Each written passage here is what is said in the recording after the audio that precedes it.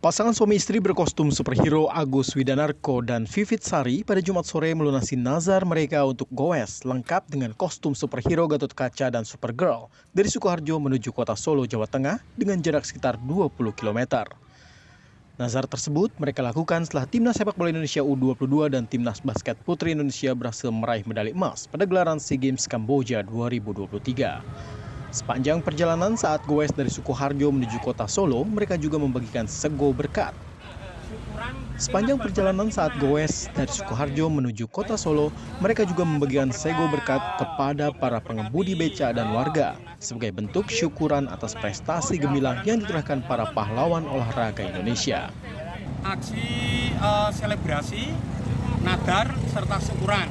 Karena ada pesannya, wahai timnas, kalian superhero kebangkitan. Timnas kemarin benar-benar jadi pahlawan benar, hero.